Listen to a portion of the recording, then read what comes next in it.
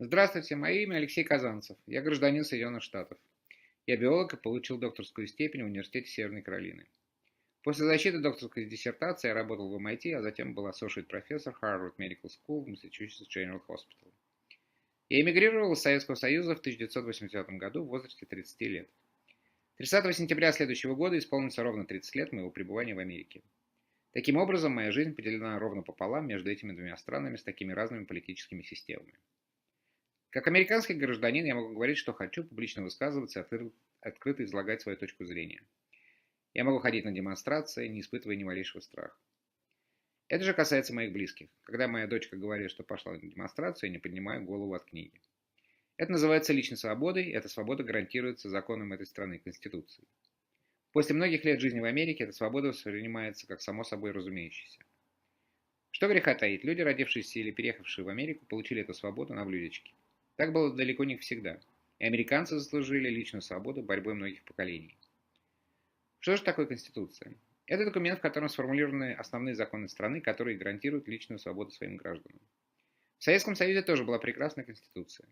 Ее написал Николай Иванович Бухарин, который был осужден на публичном процессе в 1937 году и расстрелян в 1938. Вместе с создателем Советской Конституции сталинский режим уничтожил миллионы моих сограждан. Конституция – это только бумага, на которой написаны слова, и если законы не соблюдаются, грош ей цена. Сама по себе бумага ничего не гарантирует и никого не спасает. Когда я приехал в Америку, то попал не в Нью-Йорк, Бостон или Чикаго, а в северо-каролинскую глушь. Что же меня больше всего поразило тогда? Терпимость и уважение к чужим взглядам, противоположной точке зрения, к мнению оппонента. За исключением единственного случая, люди принимали меня таким, как есть, и было все равно, откуда я приехал. Меня хлопали по плечу и говорили, что в Америке никогда не будет сталинизма или фашизма. И я тоже верил, что это невозможно. Мы ошибались, это стало возможным. За последние годы на наших глазах страна кардинально изменилась. Нетерпимость к противоположным взглядам стала повседневной реальностью. Это в первую очередь заслуга Трампа. Постоянное нарушение конституционных норм стало обычным явлением. Когда для политических противников, свободной прессы, государственных организаций, оппозиционной партии уготовано имя враги народа, то от этого остается один маленький шаг до сталинизма или его родного брата фашизма. Фашизм приходит в общество, где существует социальная апатия и пассивность. В общество, где граждане заняты только своей семьей, только своим домом, только своим гаражом. Экономика процветает, работа есть, на жизнь хватает, остальное меня не касается.